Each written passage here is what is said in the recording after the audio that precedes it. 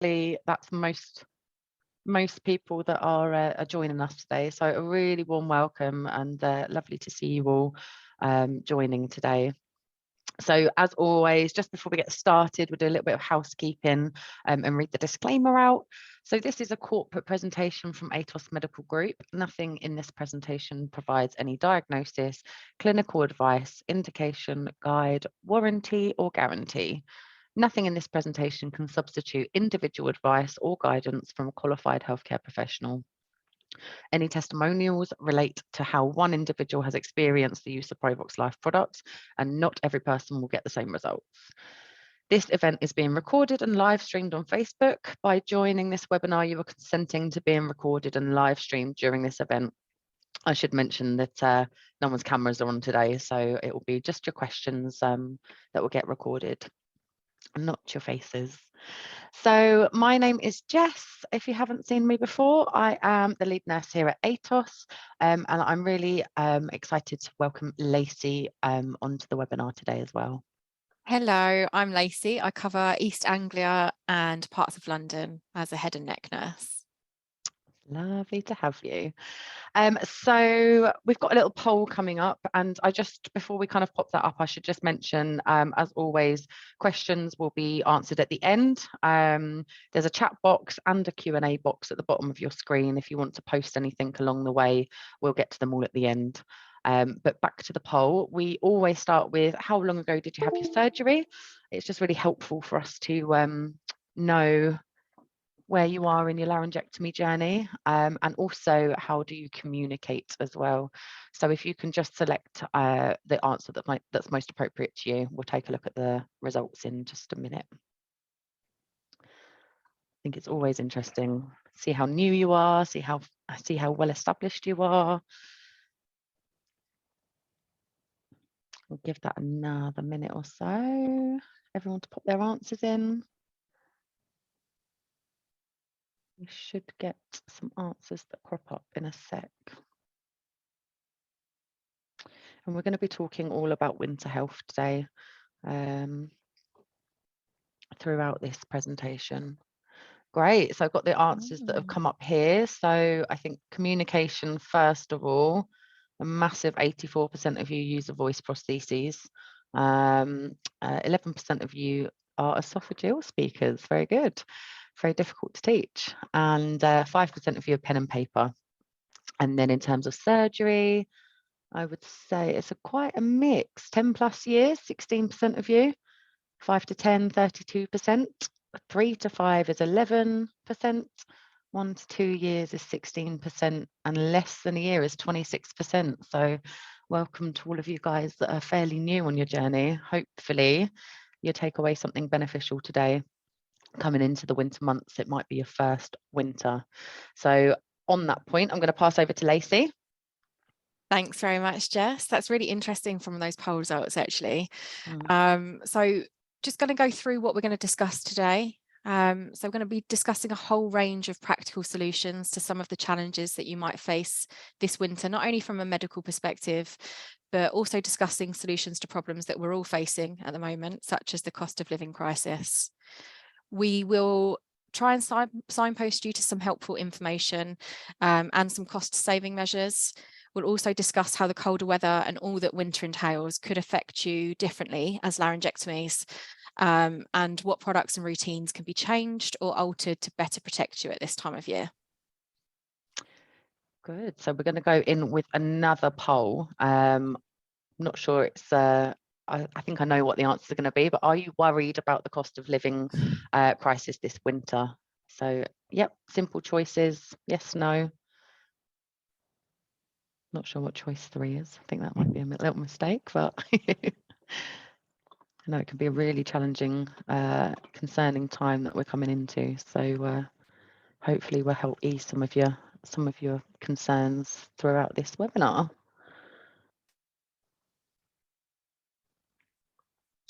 Just give that another minute or so. Yeah, so 62% of you are a little bit anxious about the increase in prices of everything this winter. and not surprised. I think everyone is feeling it a little bit, aren't they? So we will go on. I'll pass back to Lacey, and she's going to talk about staying warm this winter and other parts, other sorts of support we can get. Okay. We pop to the next slide. So I don't know if any of you caught the Martin Lewis programme on BBC the other night, but I found that really helpful and fascinating. So I think a lot of people have already researched the ways in which they can reduce their energy bills. If you've got a smart meter at home, you might have already noticed the difference in turning your appliances off at the plug makes when it's not in use. Reducing the temperature of your washing machine can also have an impact on your bills. Any appliance that gets hot typically uses the most electricity, but you can adapt the way that you use them, such as only boiling enough water in your kettle for the amount that you're intending to drink. Draft proofing your property can be a little bit more time consuming and a bit more effort, but you can save a good sum of money if you are able to do this. But maybe more reasonable differences could be using thermal lined curtains or blinds, and they work particularly well if, like me, you've got a really old house and really old windows. Definitely. The next slide is all about where to get support. Hopefully, there we are. Firstly, it's really important to know exactly what government support is available to you. We're going to be sending you a whole host of links at the end of this webinar so that you can find out where you need to go to look at these and what you're eligible for. There's been a lot of talk about warm banks. It's a horrible thing to have to even discuss, but they are there and they're available. Things like community centres, libraries, and other communal spaces are wonderful for this, and they also give you a really good opportunity to meet other people as well. For a lot of people, this is a great opportunity to socialise when you wouldn't ordinarily. And typically socialising in the winter months is a lot more difficult than maybe going to sit in a nice pub garden somewhere in the summer months. Age UK have excellent advisors who are well informed about all of the grants and help that's available. They're very well placed to offer any assistance. They're also a really useful resource year round as well, so do utilise their services. Asda have pledged a £1 meal deal of soup, bread and unlimited tea and coffee for anyone over 60. We love this. It's a fantastic opportunity to get out of the house and have a hearty lunch or dinner without breaking the bank and maybe meeting other people. We'll also include a link to Citizens Advice Bureau, who have links to charities who offer help, particularly for people with medical conditions, which you may find useful as well. Yeah, that link has actually just been popped in the chat as well, I should just mention. Excellent. So looking after your mental health, as we mentioned, winter can be particularly isolating, and it's important that we all take care to look after our mental well-being as well as our physical well-being. If you're watching this webinar, then you're obviously pretty handy with a computer already. Obviously, using your computer, you can stay in contact with people all over the world via video call. And for those of you who have family and friends nearby, then meeting up in person is a great way of staying connected and boosting your mental health. During lockdown, a lot of people got good at puzzles and jigsaws. If that's something that you got up to, then continue with these during the winter months. It's a wonderful way of keeping your brain active. Physical exercise is obviously doubly beneficial to both your physical and mental health. All exercises can be adapted to your ability. Adult colouring books as well can be found in most stores these days. Or you can pop down to your local craft store and try and find something crafty to make or paint or do. And obviously here at ATOS, we host a load of different MyLife experiences, which you'll be notified on. I know I'm particularly looking forward to the winter gardening that's going to take place on the 23rd of November. And you can see the QR code in the corner there that you can scan to sign up for. I think me and Jess are going to both try and learn how not to kill all of our plants. Yep, definitely. Need a bit of help there. So we're going to move on now to start talking about the second half of the webinar, which is the impact of cold weather upon your lungs. This is going to be talking more about the medical aspect of why winter affects us so much. A lot of people will face the similar problems at winter, but with those with a laryngectomy, the challenges that you may face could be more pronounced. We know that the colder weather is likely to bring with it more frequent bouts of coughing. This can lead to an increase in the amount of mucus your body produces, and also an increase in the amount of airway irritation. This is because when it's cold outside, it means the air we breathe is also cold and also very dry. So it holds much less moisture, which can make it harder for you to breathe. This is why it's so important for you to wear your HME 24/7. So we're warming and moistening the air that you breathe to ensure that your lungs are properly humidified. It's important both when you're out and about, but also when you're at home as well. So to reiterate, it's important that you wear your HME 24/7 to get the best benefits for your lungs. Yeah, absolutely. And that brings us to another poll, keeping you guys really engaged today, hopefully.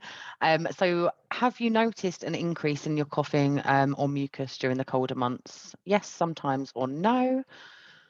Select the answer that's most appropriate. And then I think Lacey will go on to talk about mucus and all of its lovely colours and, you know, what it means. Just a quick one. Someone's asked if you could talk a little more slowly, if that's okay. Sorry. Absolutely. We'll wait for those answers to come in, see the results pop up on screen.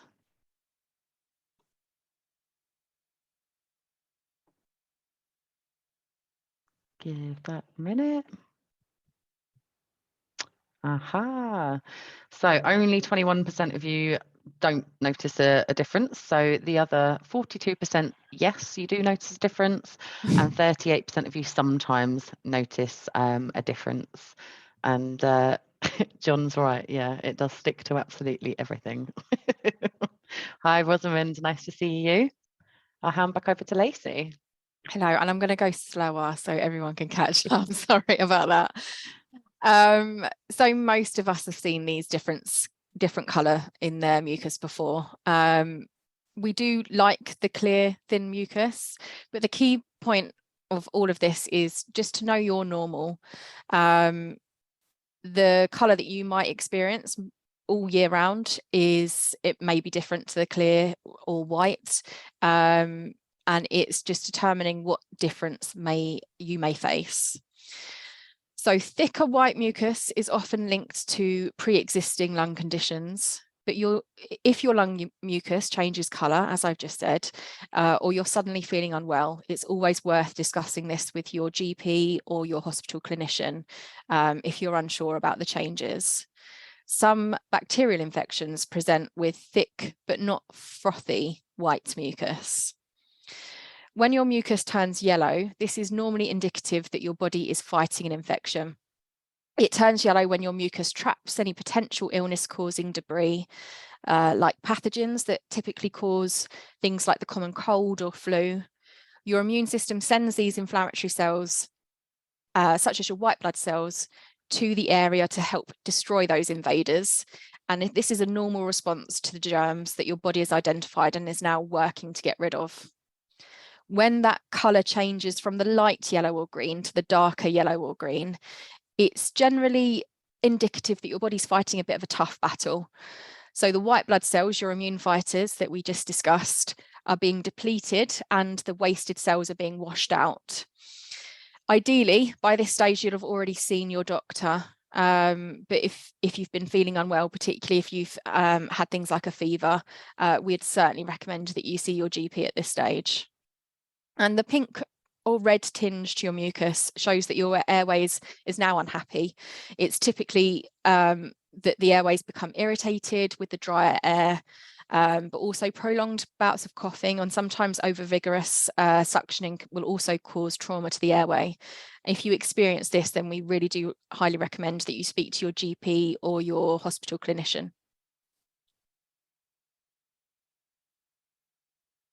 5 top tips to help your mucus production. So most importantly, layering. Wearing a scarf with your HME can retain the heat and the humidity from the air that you exhale. As we know, dry air equals more mucus. Ensure you brush your teeth twice a day so that you don't have any lingering bacteria in your mouth. You should aim to have your house at a constant temperature of about 18 degrees. That's the recommendation. You also could consider having a humidifier at home, and this will help moisten the air before it reaches your HME. Most people don't drink as much as we're supposed to, and I can certainly say that as nurses, we are really bad at it as well. Staying adequately hydrated is a simple and really highly effective way to thin the mucus. You might consider purchasing one of those water bottles with the hourly reminders just to keep yourself topped up throughout the day. Staying protected during the winter. So we're going to move on to talking about HMEs, in particular the Provox Life Protect, which is particularly adept at dealing with viruses and bacteria that the winter can throw at us.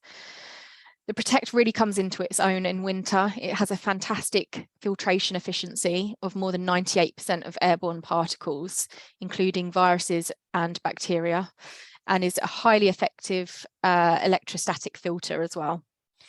Some people who are previously using the Provox range may have tried the Provox Micron. The Protect is the next generation, and with all next generation products, ATOS has really strived for improvement. In feedback, users have told us that it's a lot easier to breathe with the Protect than it was with the Micron. The improved breathability was calculated at 60.9% based on that feedback. So when should you use the Provox Life Protect? Think about the times that you may have come into contact with big groups of people who might be unwell, or the air that you're breathing might be contaminated. The classic one is attending your doctor's surgery or your hospital for a face-to-face appointment, if you can get one. It's probably a fairly obvious concern. Most people don't attend their GP surgery if they're feeling well, for example. But even your routine appointments could expose you to viruses and bacteria. Socializing, festive gatherings, Christmas shopping. If anyone started their Christmas shopping yet, I've started playing my Christmas music in the car and I don't care what anyone says. I'm the same. Anytime you're visiting crowded spaces, all have the prospect of introducing us to germs and the potential to make us unwell. As with anything in life, we want to mitigate the risks, but obviously not prevent ourselves from going to these sorts of things. Firework and bonfire night displays. Obviously, we're a little bit late for bonfire night now, but the fireworks seem to go right through from now until the new year. So I don't think we've missed the boat for that one. The acrid burning smell that you associate with these types of activities, unsurprisingly, isn't great for your lungs and your whole respiratory tract, in fact. The fine particles in the smoke can find their way into your lungs and cause bronchitis, and it also aggravate pre-existing conditions as well. I'm going to hand over to Jess now for the next slide. Thanks, Lacey. So, I mean, this is just really reiterating what Lacey's been saying. You know, staying safe with a little bit of extra protection this winter is really, really important.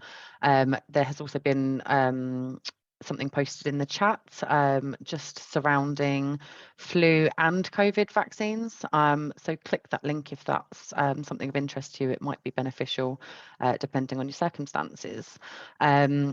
But I think the key takeaway things from this is, you know, wear your Provox Protect HME when you are in those busy situations or those kind of lots of people in a more closed space or at your GP surgery. It's definitely a good idea. If it's available to you, why not? You know, I think we'll see lots of people continuing to wear masks this year. So for you, this is kind of your equivalent to a mask, as it were.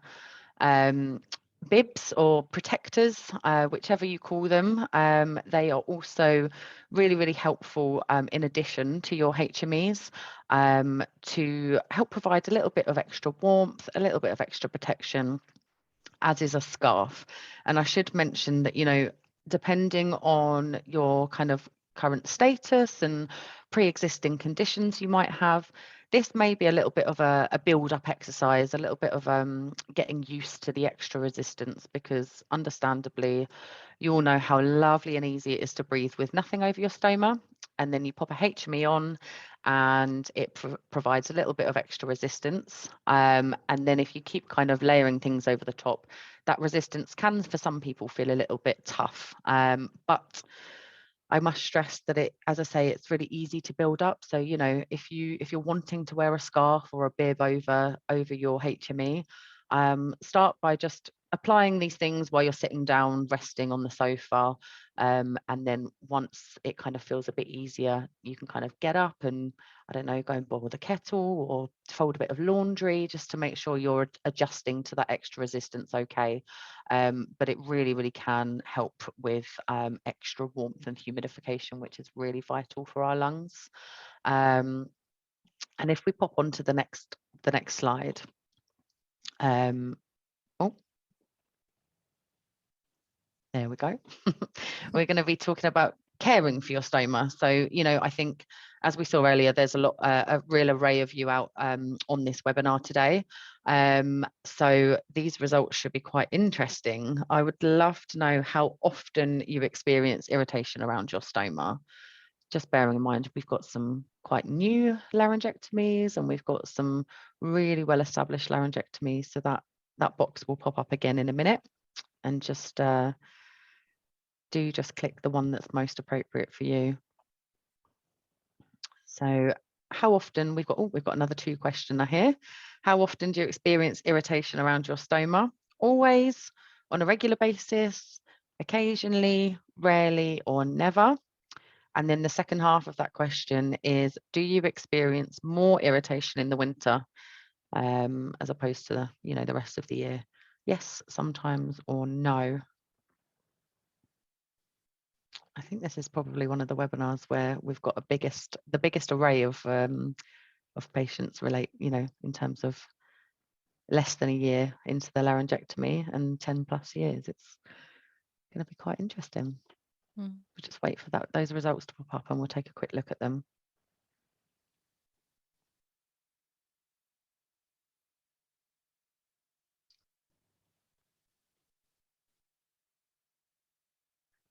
Should be popping up any minute now.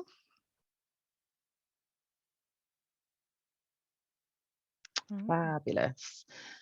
So 18% of you do experience more irritation in the winter, and 41% of you sometimes experience more irritation in the winter. And then we have got 45% of you that occasionally experience irritation just in general, and only 5% of you that never experience irritation. So I think that's really interesting. As I said, considering the array of people we've got on today, I think it's safe to say that it's quite common, no matter how far into your journey you are. So thank you for answering that. That's really, really interesting. If we pop on to the next slide, I think this kind of really fits in line with having a laryngectomy in general. And this is just some results from a study. We're really research focused here at ATOS, and really love to kind of hear from you guys yourselves that experience this in real life. And a massive 50% of patients were experiencing red, raw, or irritated skin. And I must say, this wasn't directly related to winter in general, but this was related to more adhesives and just general skin irritation. So as I said, that fits really nicely with what you guys fed back on the polls we've just done. I just thought it was quite interesting. So if we move to the next slide. So we're going to be talking about the impact of cold weather. So we've been talking all things cold weather. And as Lacey previously mentioned, the cold weather is drying. And if you're anything like me, all over my body, I suffer with bouts of eczema throughout the cold weather. And this is no different. This cold weather that causes skin irritation, face, lips, nose, hands, legs. It is no different for the skin around your stoma. If anything, that skin can be a little bit more delicate than other areas of your body. So we'll move on in a minute to talk about, you know, the best way to care for your skin. But it's also really important that you wear a HME 24/7 to help reduce that mucus production. And that could also lead to kind of excessive irritation. If you're not already struggling, that mucus can also lead to excessive irritation. So how to care for your stoma. Most of you will be really familiar with this by now, but we always like to kind of reiterate the gold standard, I guess, is what we like to help you guys out with. And I think the first point to make is making sure you've got a really good skin routine. So, you know, I know personally, I've been out to see some people in their own homes and they're just ripping off their adhesive, no adhesive remover, causing damage to that top layer of skin and just really causing some problems. So making sure you've got, you know, a really solid removal technique, cleaning technique, and a really good application technique would be the first point to make sure you've got down.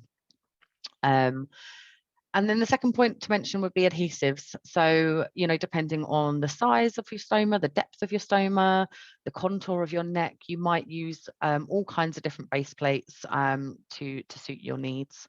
But, you know, if you are struggling with skin in particular, there's a couple of different types of base plates that might be beneficial to you. So we have a hydrocolloid material in the sensitive base plate, and we've got a hydrogel adhesive in the form of the nighttime base plate. And these are designed to be kind of extra careful on your skin. The hydrogel in particular will provide kind of a cooling effect on your skin, giving it a chance to kind of repair while you're resting at nighttime. And then the third step, I should say, you know, use the resources that are available to you. So speak to your clinicians at the hospital if you have one. If not, you can speak to our customer care team. I'm sure most of you will be in contact with our customer care team or our Best Start nurses on a monthly basis. And they will, you know, help advise on the right adhesive, or they will direct you to clinicians at the hospital to help, you know, get assessed for what is suitable for you. Sometimes it's a bit of a trial and error. You might have to go through a couple of different base plates to find the one that suits you best. But yeah, this skin routine and the right base plate is imperative, particularly over these colder months. So we're going to move on to watch a short video. And this is our lovely laryngectomy Luis, and he is going to show us how he applies his sensitive adhesive. Hello, I am Louise. Changing the adhesive can be quite tricky, but now I've figured it out. This is what I do in the morning.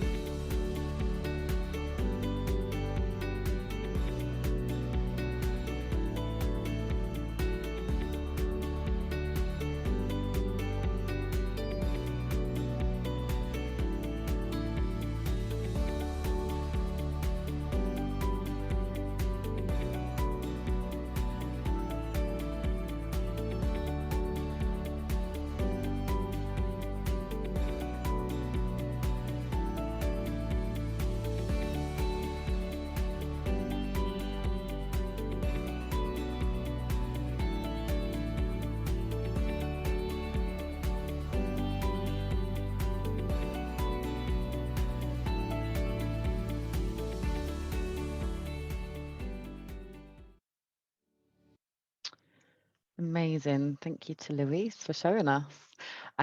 So, you know, as you can see, it is really, really important to get that skin routine right. And I think, you know, if you are early on in your journey, you might still be finding a routine that suits you best, but I can say for certain that, you know, you need to have this skin prep routine down to kind of give you your best chances of reducing any irritation that you might come across. And there's some key products in the routine that can really, really help you. And one of those is an adhesive remover. As I said, I've come across many patients over in the past that kind of skip this step and just kind of rip it off. And that is really, really incredibly damaging to that layer of skin, the healthy layer of skin at the top, which can cause itchiness and irritation. So, you know, use an adhesive remover, use a couple. If you need to use a couple to get it off gently, then please do. You know, there's no kind of set rule as to how many you need to remove one base plate, whatever works for you. And remove that base plate slowly.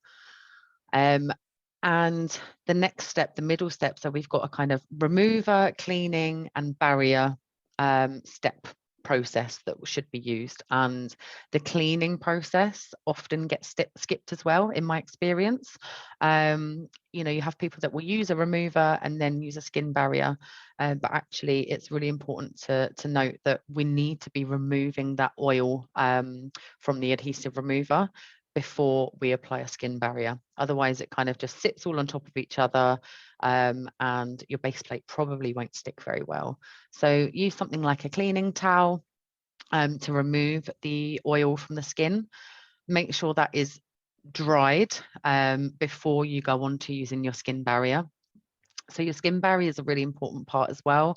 It will create kind of a literal layer, really, protective layer between the skin and the base plate. And that should help kind of ease any irritation you might experience throughout the day.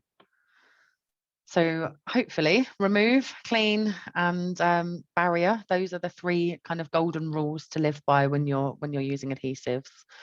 And as I mentioned earlier, we've got the two base plates that are kind of for more gentle skin, the sensitive and the night.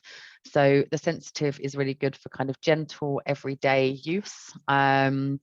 It's comfortable, it's made from a hydrocolloid, but it also forms a good seal and provides a secure fit. And again, from experience of being out there and seeing you guys in your homes, I do have a few patients that, you know, have ultra sensitive skin, and actually something like the night is better for them. It's about what's what's good for you. So the night one is a hydrogel as opposed to a hydrocolloid, and that just basically means that it's an adhesive that kind of soothes and cools the skin. So some people might, you know, wear a daytime base plate and then change to a nighttime base plate, just to allow their skin to have a little bit of downtime, a little bit of rest and recuperating, but still enabling you to wear a HME at nighttime, rather than leaving things off altogether. So this might be an option for you. And as I say, there are some people with ultra sensitive skin that choose to wear this kind of all throughout the day as well. But this, again, really depends on what works for you and kind of the life that you lead, really. And if we move to the next slide, I just wanted to, I like this slide because it just reminds us that actually everything is compatible. I know that if you are using the old Provox system or have used the old Provox system, something like the nighttime HME that was called the Luna back then was not compatible with all the base plates. But now we have a system that is compatible across all base plates and HMEs in the Provox Life range, which makes things a little bit easier. So, you know, you don't necessarily have to change the base plate, but it might be a good idea to have a nighttime and a daytime HME that you can swap between without disturbing your base plate, if you're not struggling with skin irritation. So we'll just end this section with another little bit of clinical evidence. So another study that we did, and this was based off of Provox Life versus their previous routine, and actually there was a 39% reduction in the average number of days with skin irritation when people did swap to Provox Life.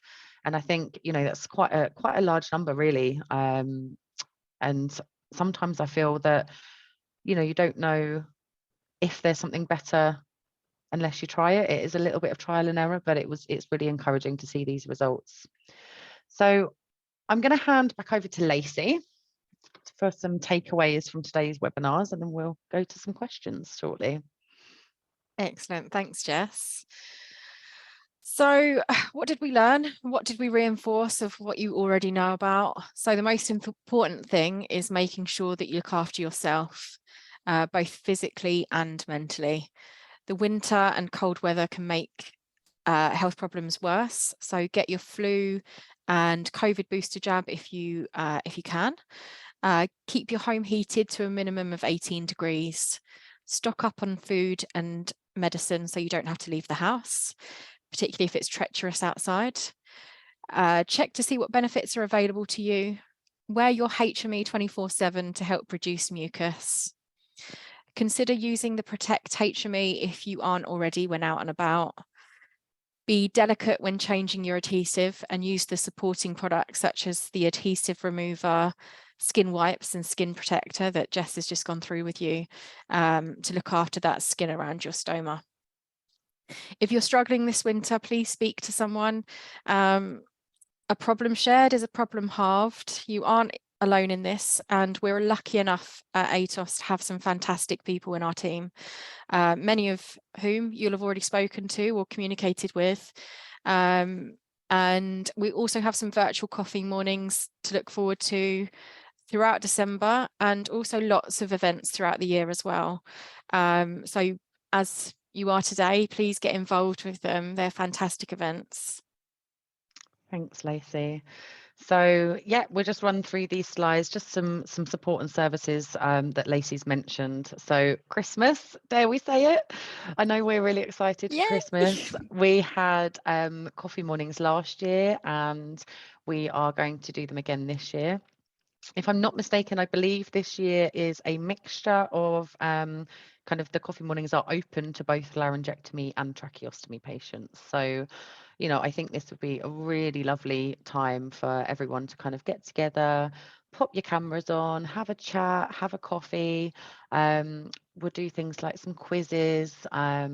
It's a chance for you to put some faces to names. So you might speak to your customer care rep every month and never know what they look like. And yeah, it's just a really nice time to get together without having to actually go out in the freezing cold. So please scan the QR code on the screen or go onto the website. You'll be able to sign up there. There's a link in the chat as well. And this Christmas webinar of coffee morning, should I say, is going to be split into three different groups, and I think it's based on where you are in the country, if I'm not mistaken. But you know, you can log on there, sign up, and select the one that you want to join. So we'd look forward to seeing you. Please. And hopefully John will wear his wig and I hope so. false nose again. And if we pop to the next slide. And of course, here's just lots of details of how to contact us if you have any questions at all. We're here to help you and to support you to live the best life possible since your surgery. We've got our customer care team. Of course, we've got our nursing team, so we can come out and see you in your own homes. I would say it's dependent on where you live. We don't cover Ireland or Scotland, but we do cover most of the rest of the UK. And the online events as well. If you've got any questions, there's an email address. You can look on the website, and we've got all of the social media as well: Facebook, Twitter, YouTube. So please just have a little browse online and see if anything takes your fancy. So I think that is the end of our presentation, and we had a few questions come in prior to the webinar, but I just think there's a couple of things in the chat, isn't there? So let's have a quick look to see what everyone's saying. If you've got any questions that we can answer, and we'll come to the pre-questions after if we get time. So John says, does everyone not do that already? I wonder if that's surrounding the skin, Yeah. the skin routine. I think, John, you'll be surprised at how many people are a little bit non-compliant, a little bit naughty sometimes, and not doing their entire skin routine, which is why we've really stressed how important it is to get it down and get it right. It can save a whole lot of bother. Michael's guilty. And that's very honest of you, Michael. And listen, you know, it does feel, I think, particularly for those of you that are quite new in your laryngectomy journey, so if you're kind of less than a year in, it's so overwhelming. There is so much to take into consideration. You know, are you wearing a tube? Are you wearing a base plate? Are you having your radiotherapy? Is that causing a lot of routine changes? But if there is one thing you can keep on top of consistently throughout this time and all these changes until things do settle, it's your skin routine, you know, cleaning it and making sure that you're doing the best you can. So I think radiotherapy, typically people don't use many kind of base plates typically, but what you can do is if you're getting kind of really sore skin from radiotherapy, you can keep that nice and hydrated with some moisturizers, but speak to your clinician to make sure that you're kind of suitable, and to see what they would recommend for you to use. But skincare is absolutely so vital. So yeah, if that's one thing you take away from today, it should be that one, I think. And Noel says that he gives his skin a rest at night by using a Larry button with a nighttime HME. So, and Michael does the same, but with a Larry tube. So yeah, these are other really good alternatives. I think I'll just say well done, Noel, for wearing your nighttime HME, because I think a lot of people also skip the nighttime part of wearing a HME. And again, 24/7 HME usage if you are able to tolerate it, and if you aren't, it's something you should be trying to build up to, wearing HMEs 24/7. But yeah, you know, if an adhesive is not the right route for you, something like a Larry button or a Larry tube is a really good alternative. Again, this is all about preference. This is your life, and this is, you know, you're trying to find the way of living the best life possible that suits you the best, and that's not, you know, the same routine for one person is not going to fit everyone. So listen to yourself, you know, take into consideration your daily life. Are you someone that leads a really busy working life? Are you retired? Like, it really kind of depends on how you live life and what you do in your day-to-day, on a day-to-day basis. But yeah, thank you for that input. And Michael, maybe you'll do a little bit more skincare, who knows. So let's go to the question box. So John has said, oh, National Grid sent me a letter today so they can record if you use a nebulizer in case of power cuts. That's really good. That Not is really something good. and actually not something I've come across before. So No. John, I don't know if you want to share a little bit more information on that. I don't know, like, was it just a letter to say, can you let me know if you use a nebulizer? I'm not sure what do they intend on giving you kind of a I think a they're generator system? I think they're doing a priority, so that I think from what I understand is that if people with medical conditions who require medical equipment, they get priority to come back on if you lose with the planned power outages. That's amazing. So that's just something to take into consideration. Thank you, John, for sharing that. If you have, you know, nebulizers as well, or suction machines, or if you have another condition alongside your laryngectomy that requires you to have medical devices in your house that require power, then it might be worth reaching out to your National Grid or, you know, supplier to see what they can do if you haven't already received a letter. And And Ian, he says he likes the new Life HMEs. He thinks they're great. That's really lovely to hear. But you find that the Life adhesives do not stick as well. You use the same skin prep routine, and I just wondered if it's a common problem. Also, could ATOS consider making new HMEs compatible with the old adhesives? Interesting. Yes, a lot into this question, Ian. Thank you so much for that. I would say the adhesives, I mean, we're out in the field reviewing people in their homes quite frequently.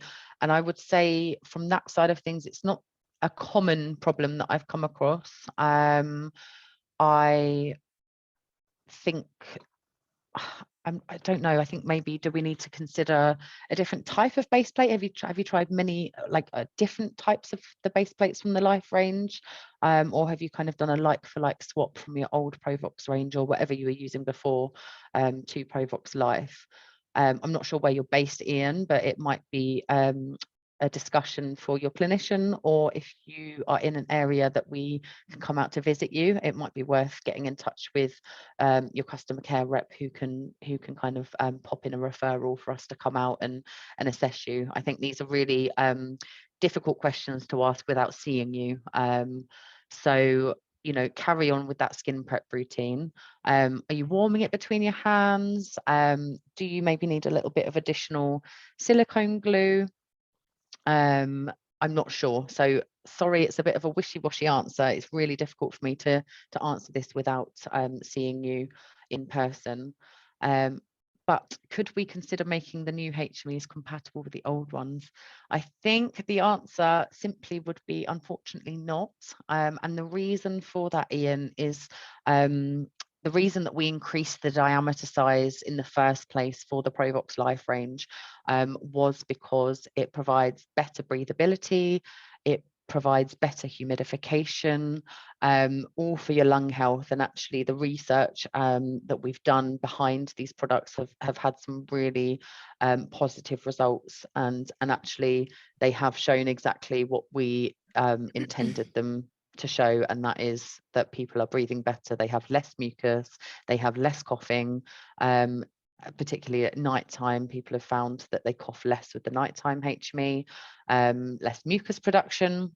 So I don't think they'll be making the Life products in the smaller diameter, I'm afraid, but who knows, maybe in the future we might have more products, maybe. So keep your eyes peeled. Kushtid's got a question in the chat as well, Jess. I wanted to know that there are any good base plate which can stay longer than the one I am using, Larivox tape. I'm experiencing now, and this one doesn't stay longer than 8 to 10 hours. That sounds like an absolute nightmare for you, Kushtid. I'm not sure what sort of life you're living as well. Are you still at work maybe? I know that these sorts of things can be really, really disruptive to your day-to-day life. You know, unavoidable sometimes. You know, some people unfortunately do have the journey of just having to change things more frequently, but again, I think that it's going to be a little bit of trial and error for you, Kushtid. How long ago did you have your surgery? Quite new. Do you need to try some different, you know, different types of base plates? You know, there's different types of glue, there's different types of materials, there's lots of different options on the market out there. We are happy to help you, again, depending on where you're based. If you are in England, in an area where we have a nurse, we could have someone come out and see you. Alternatively, it's something that you can discuss with your hospital clinicians at your next appointment. Oh, 7 years, goodness me. Bless you. Whereabouts are you located? That would be quite interesting. Because yeah, as I say, again, it might be something for a face-to-face conversation for us to have. East London, that'd be well, that's Lacey. me. That's me. I'm more than happy to come out and see you. Yeah. I'll make a little note to just check with the customer care team, and we'll get something arranged. Yeah, if you're happy to be contacted, Kushtid, we can absolutely Yep, perfect. That's no problem. We cover that area, and as I say, Lacey will be the one that goes out. So it sounds like something that is definitely more of a one-on-one discussion for you. It's definitely more of a more personalized issue. So yeah, there's definitely other things that can be tried out there for you.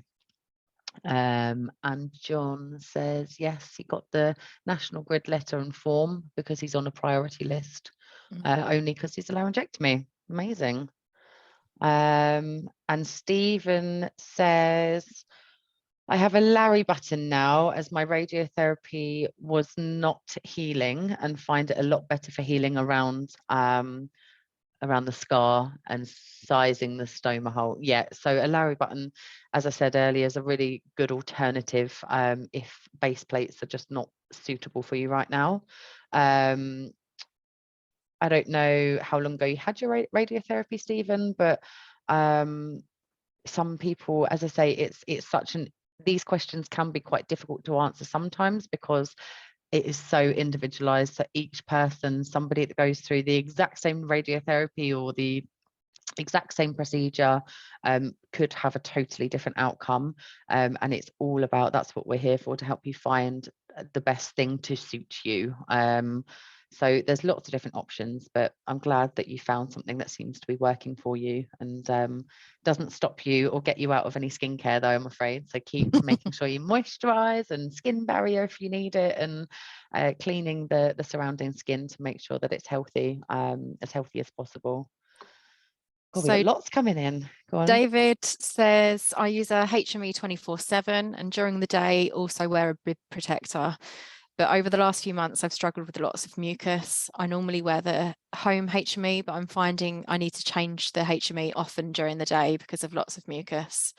I'm 9 years post-surgery and never struggled like this before. Okay. Wow. Sounds like you're going through it a little bit, David. You normally wear it 24/7. So that's, it sounds like you're doing everything right. Have you had, I don't know, an infection lately, or have you had a change in, I don't know, your home environment? How is that looking? Is it, are you keeping the house heated well? How long? You said the last few months. Here he is. Oh, we've seen him pop up on the screen. I don't know if you got that, but if you want to talk, David, I've just given you permission if that's Given you easier. power. You're more than welcome to chat to us if you want to. Hello. Hello. Yeah, nothing seems to have changed, but I'm really quite struggling lately. And I do keep it covered all the time. Yeah, I mean, you definitely sound like you're doing, and as you say, you're 9 years kind of post-surgery, which is a really long time. So you sound really well established. Is everything with your valve okay? Your voice prosthesis, is that all okay and in check? Well, I'm going to have it checked on next Monday. So I am struggling a bit with it. Yeah. That often it's been going on for a few months, not just recently. Yeah, so I think this can be really common, that, if you're doing everything else kind of by the book, as it were, to a good standard and really taking care of your stoma, sometimes a valve can be the problem, and that is where you need to go and see your speech and language therapist.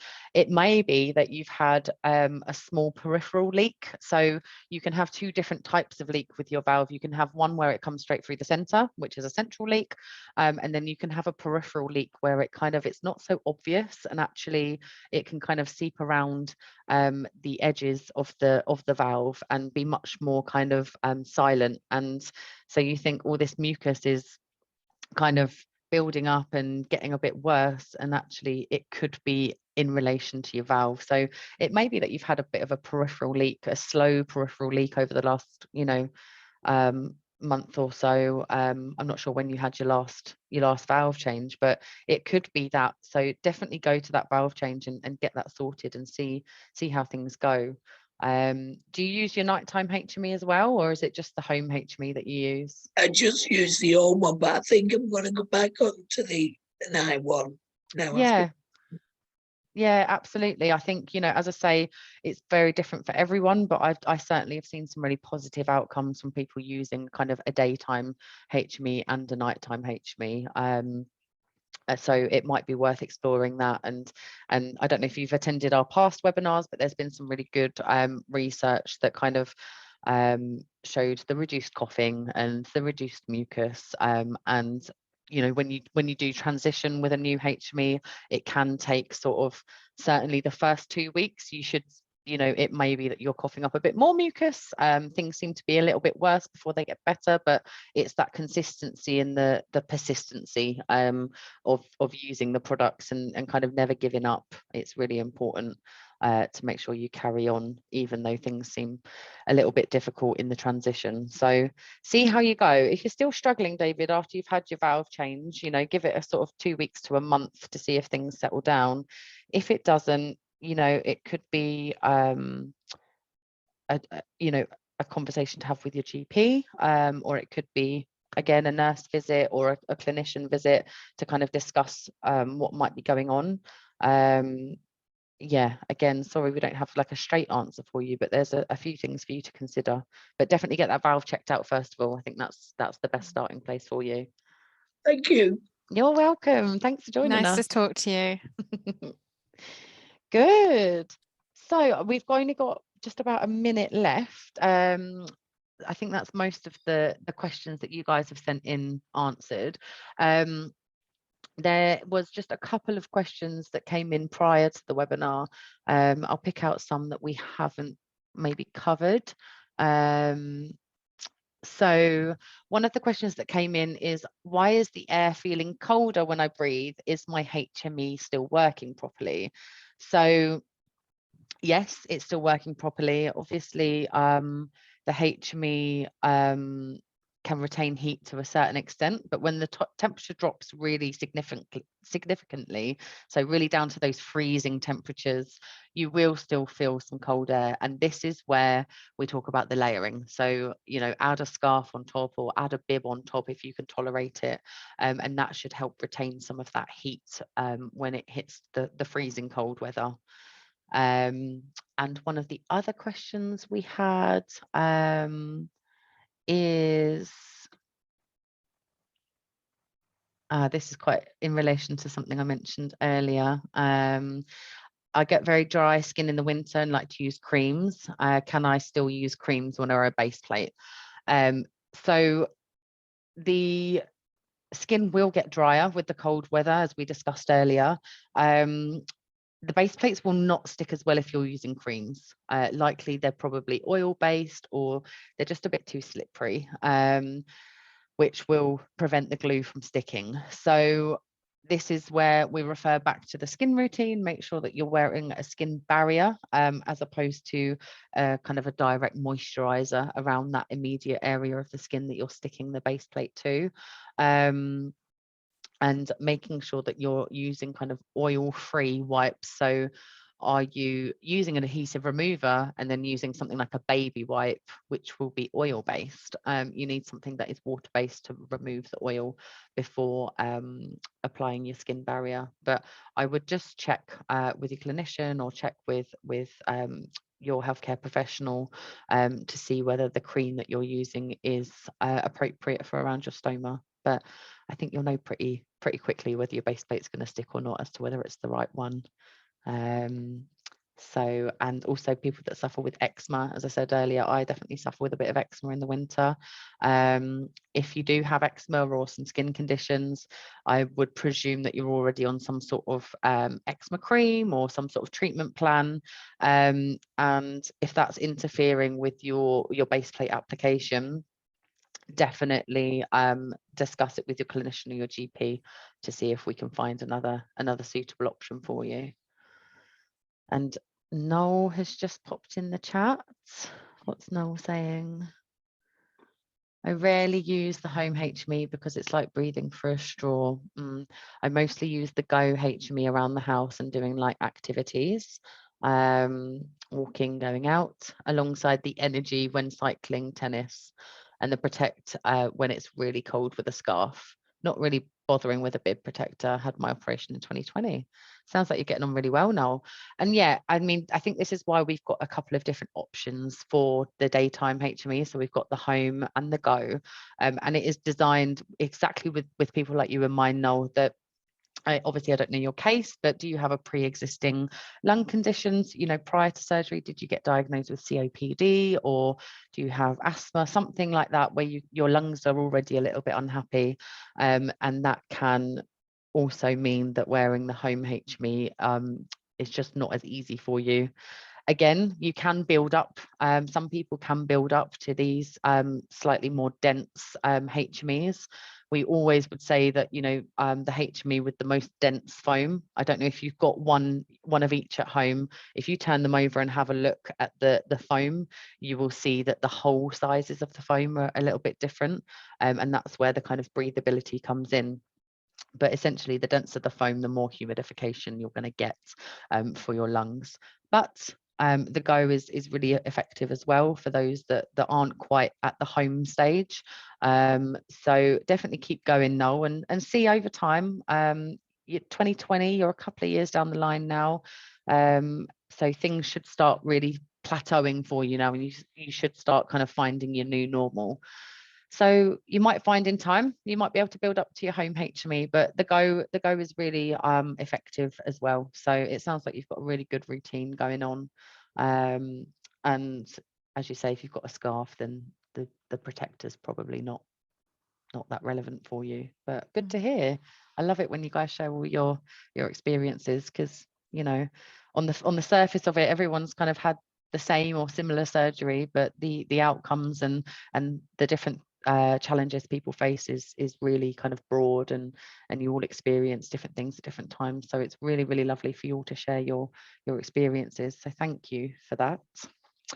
And that's it. Look at the time, 3:05. You blink and you miss it. So that will bring us to the end of our webinar.